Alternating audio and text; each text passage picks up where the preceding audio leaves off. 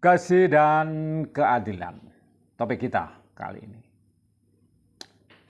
Ulangan 7 ayat 9 mengatakan, Tuhan Allahmu, dialah Allah, Allah yang setia, yang memegang perjanjian dan kasih setianya terhadap orang yang kasih kepadanya dan berpegang pada perintahnya sampai kepada beribu-ribu keturunan.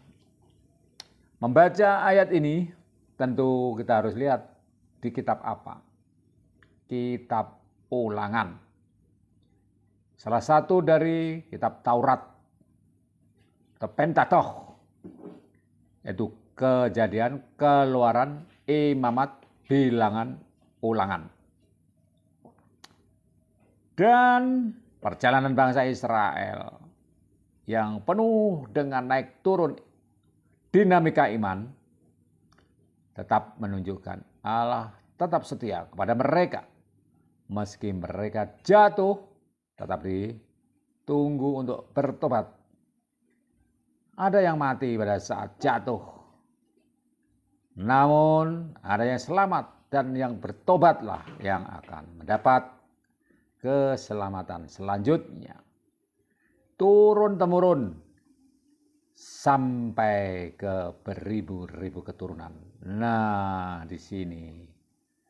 Jadi, kalau dibilang Allah kasih, itu secara umum kelompok massal kepada semua orang.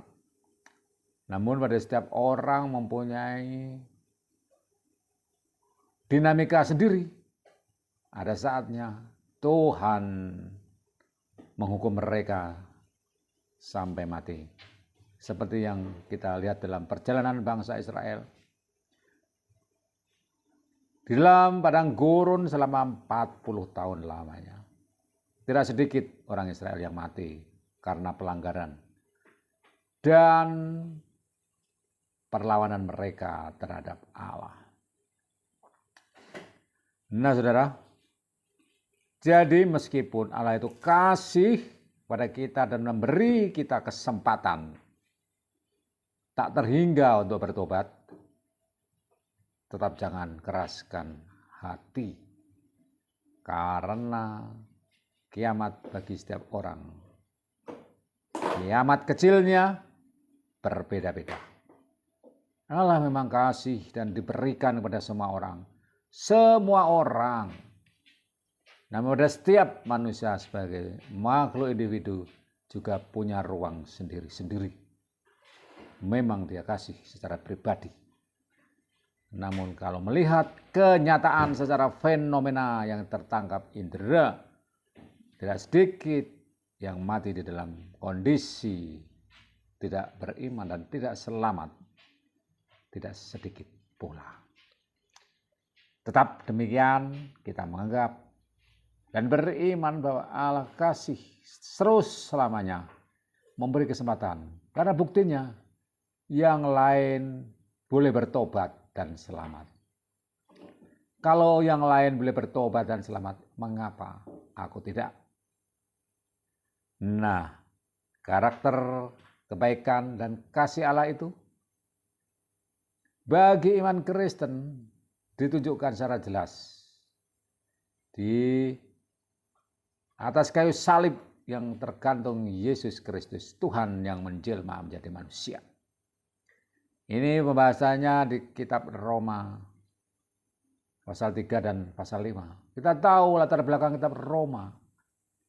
Pada saat itu iman Kristen yang baru muncul sebagai agama baru mendapat pertentangan dari agama Yahudi dan agama Romawi pada saat itu dengan dewa-dewi, mitos dewa-dewi sebagaimana Yunani pun demikian. Masih berkembangnya mitos-mitos dewa-dewi bersamaan dengan munculnya filsafat Yunani kuno yang berpengaruh dalam banyak segi kehidupan.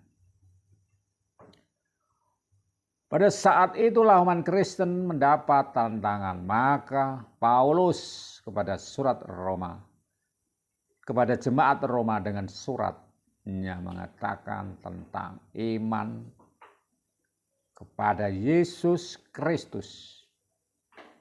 Supaya petobat baru yang Kristen baru beberapa tahun muncul dengan kehadiran Yesus Kristus.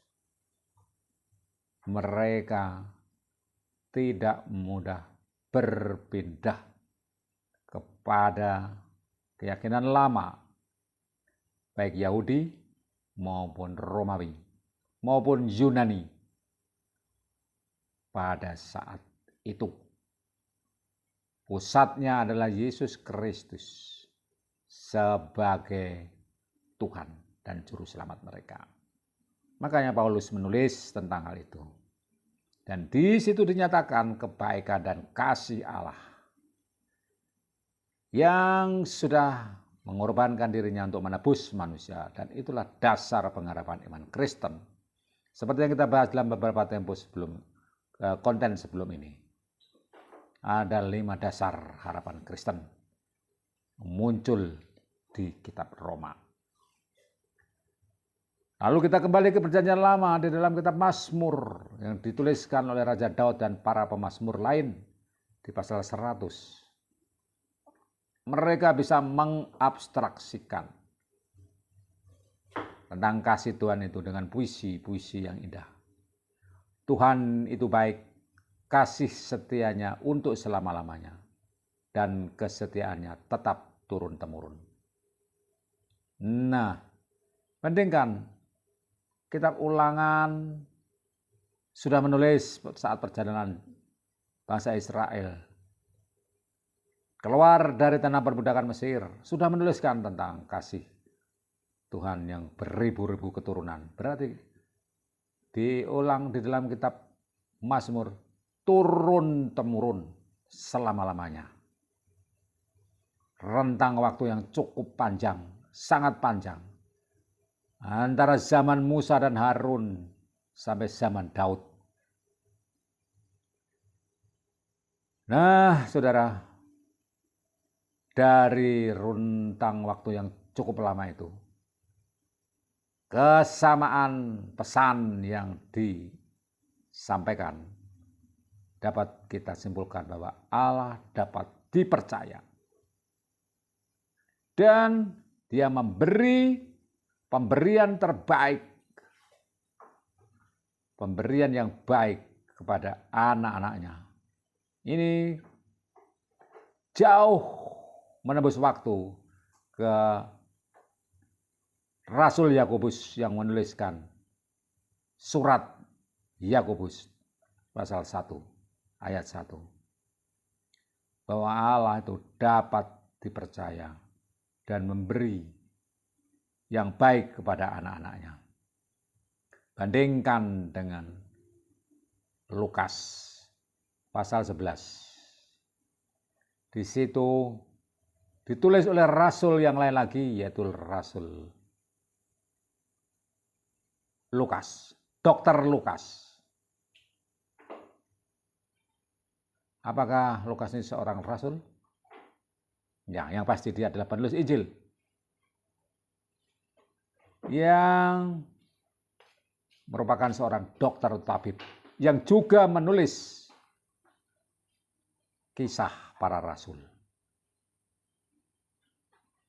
Nah, saudara, perbedaan rentang waktu para penulis ini dengan pesan yang sama bisa terjadi karena ajaran yang turun-temurun diberikan dari bangsa Israel. Secara mulut diceritakan dari nenek moyang ke anaknya, keturunannya, dan seterusnya.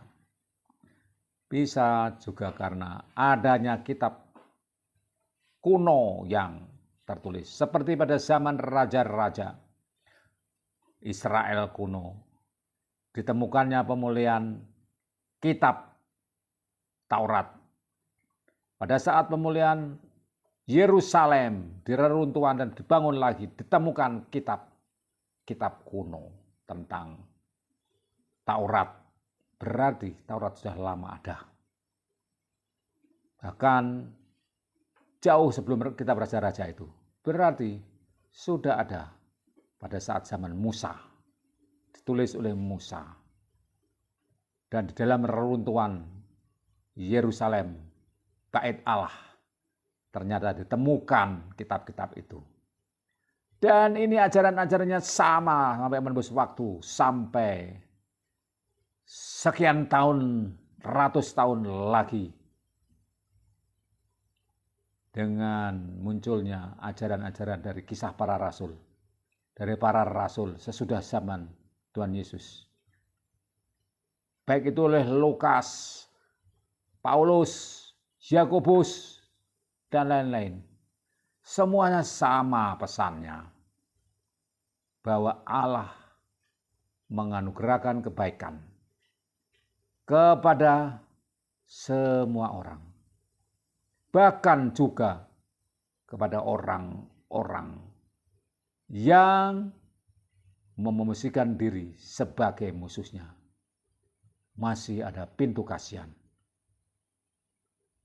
Belum ditutup secara massal, namun kalau sudah ditutup secara individu, kita harus selalu waspada oleh karena kedatangannya.